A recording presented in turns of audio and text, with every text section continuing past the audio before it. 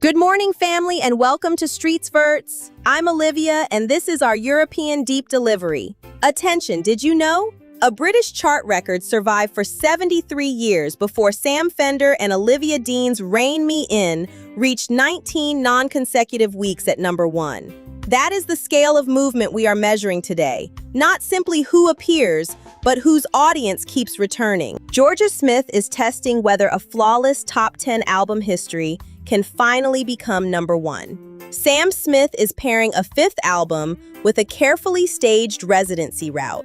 Fontaines D.C. are connecting a new record directly to future tour access. Then we track a historic Olivia Dean chart run, European Reggae Authority through Biga, Ranx, and Dub Inc., and 3 developing careers using very different routes into the market.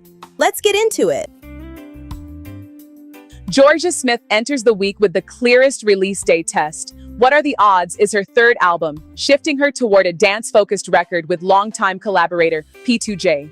Wizkid appears on Alive, while Devlin joins her for This City, a reworking of his 2010 track London City. Her chart history gives the new album a serious starting point. Lost and Found reached number 3, Be Right Back reached number 9, and Falling or Flying returned her to number 3. That is an unbroken top 10 album run. The unanswered question is whether consistency can now become a first number 1. Jorja has also joined the O2's 20th anniversary program after the venue passed 3,000 shows and 100 million visitors. The artist-level measurements are ticket response, repeat listening, songs entering her live set, and whether this dance-focused turn expands her audience without weakening its intimacy. Sam Smith is working from a different level of catalog authority. Hazel Eyes is their 5th studio album, built around Requited Love and a New York chapter. Sam already has 3 UK number 1 albums. Love Goes peaked at number 2. That makes a 4th number 1 possible, but the more interesting structure is the live route around the album. The To Be Free residency began in New York, moved through San Francisco and Mexico City, and now returns to Britain for 2 Manchester nights and 8 London Coliseum dates. Instead of treating the album and performances as separate products, Sam is building an environment around the songs. The test is whether residency intimacy creates stronger connection than a conventional arena cycle. Watch the album peak, the songs that remain active, sustain ticket demand, and whether the format becomes repeatable. Fontaines D.C. have opened their 5th album cycle with Marianne and an October 16th release date for Dopamine Chamber. The Irish band is connecting pre-orders from its official UK store to access for soon-to-be-announced UK dates. That is more than a sales device. It turns early album interest into a direct test of live demand. The chart foundation is strong. A Hero's Death reached number 2, Skinty Fia reached number 1, and Romance reached number 2. Their first top 40 single followed. The pressure is expansion. Dopamine Chamber must show whether the band can reach a wider song-level audience without flattening its character. Pre-orders, Marianne, tour access, and the October chart position will show whether the campaign extends the ceiling. These 3 campaigns reveal the same European pressure. Visibility is available, but conversion is harder. A release needs songs that endure. A residency needs audience memory. A pre-order needs to become a real live relationship. The winner is not automatically the artist with the biggest opening. It is the artist who gives attention somewhere meaningful to go. Olivia Dean now occupies a different kind of spotlight. Rein Me In, her collaboration with Sam Fender, has spent 19 non-consecutive weeks at number 1 and broken a UK record that had stood for 73 years. The song entered the chart in June 2025, took almost 8 months to reach the summit, and then returned after being displaced more than once. That is not a one-week launch story. It shows renewal and audience memory. Olivia Dean's next challenge is converting a shared historic record into durable demand for her own catalog, tickets, and future releases. Biga Ranx represents a Europe-built reggae identity that no longer needs to present itself as a temporary visitor.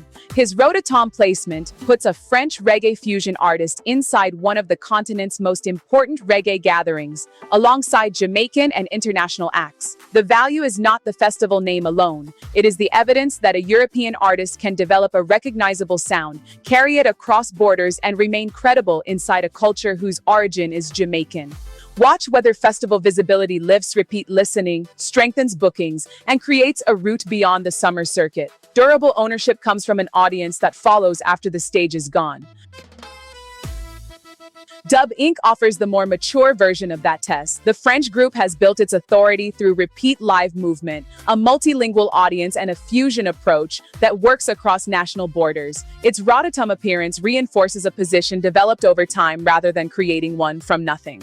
The useful measurement is repeat demand, which territories bring the group back, how much catalog stays active, and whether the live reputation creates new entry points. Strong European reggae careers are defined by routes that reopen. The spotlight shows what durable movement looks like. A record that returns, a festival route that crosses borders, and a live identity that keeps reopening territories. Now we move to 3 careers where the evidence is earlier. Their ideas are clear. The question is whether those ideas can become repeat demand. Westside Cowboy begins the radar with a debut album rather than a finished reputation. It Goes On contains 11 songs across roughly 35.5 minutes. The Manchester group's January EP reached number 7 on the official record store chart, giving the album a small but measurable foundation. The release is followed quickly by dates in Leeds, Liverpool, Sheffield, and other UK stops. That creates a clean conversion test. Can record store interest move into album listening, local ticket demand, and a wider touring route? Hype can introduce a band, but the next evidence must show that audiences are choosing to remain. Antony Szmierek's Decoding Birdsong is his sophomore album, joining spoken performance to electronic and synth-pop movement. He describes the record as choosing to believe in something and making your own luck through loneliness and doubt, while questioning whether that can become dangerous.